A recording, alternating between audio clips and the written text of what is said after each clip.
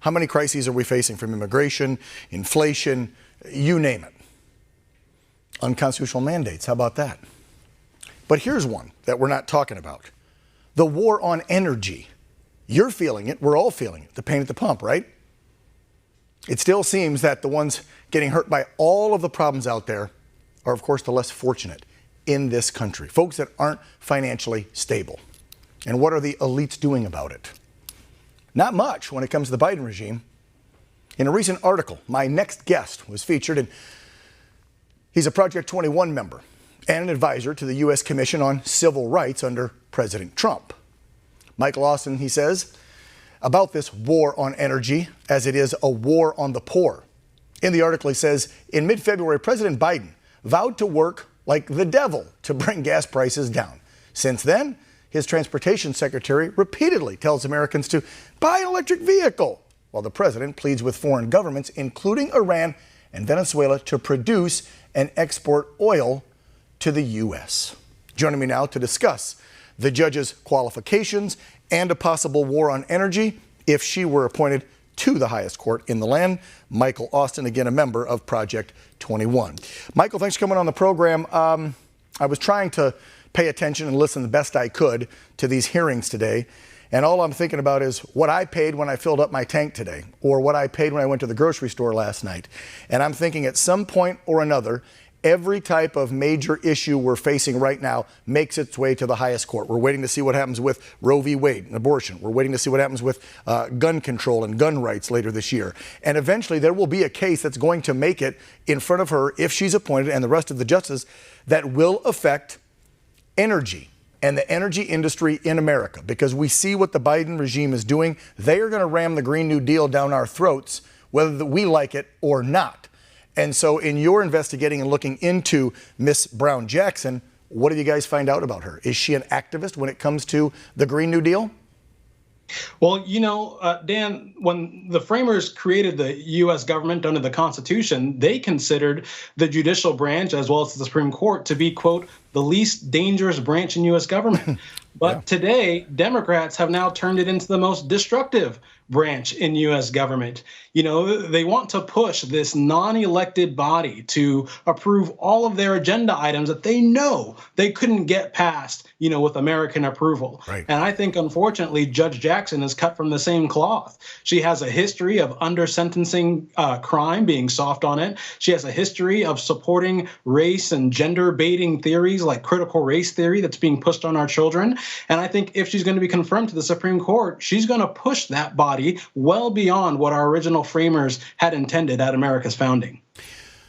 I'm looking at immediate versus long term because I'm only 47. So this is someone, she's younger. You probably know her age. I don't. This is somebody that can sit there for 30 years. And if other seats change, like we just had that health scare with Justice Clarence Thomas, thank goodness everybody said the infection's down. He's okay. I don't know if he was released yet, but he's going to be okay. But let's be real. In the next 10 to 20 years, we're going to see some of these other justices who have been, how do I put this? Because I hate that we always go, well, there's the righties and there's the lefties on the court. I like to think that Clarence Thomas and the other ones that the mainstream media consider conservative justices, actually constitutionalists, doing their job, following the law and following the Constitution. But back to my point, what's it going to look like? We get a Brown Jackson on there, and then, yes, we lose a Thomas or whatever to retirement down the road, and who knows who will be in charge and what type of justice they'll put on there. This could mean radical change for the country. Nothing immediate now, because let's be real. It's like a net, right? It's a zero. Breyer goes out, she comes in. Voting-wise, not going to make a drastic change on the court today, but it's down the road, right? Well, you know what? I still think it can make an impact, even if it's, exchanging one liberal justice for another. Okay, how so? At her most recent hearing, I think this was her appellate hearing, she talked about how the cases that she had seen was never a reason for her to develop any interpretation of the Constitution. I mean, how crazy is that? I mean, think back to your high school civics. The job of a U.S. judge is to interpret the U.S. Constitution, and yet this Judge Jackson says that she does nothing of the sort. So even though in terms of bodies, it's a net change of zero, the type of person that we're putting on this court is such a radical departure from anything that we've seen before that I unfortunately believe that we are going to see some changes if she's confirmed. Well, and let's be real. I mean, Joe Biden said when Breyer announced his retirement, I will nominate a black woman no matter what. I thought that we used to get ahead in this country, bear with me for a second, on hard work, merit, qualifications, and that we weren't just going, okay, you're the right gender, you're the right color. And again, I'm not saying there isn't a black female out there that isn't highly qualified to take on this role. I'm sure there is. I'm just questioning, is she the correct one?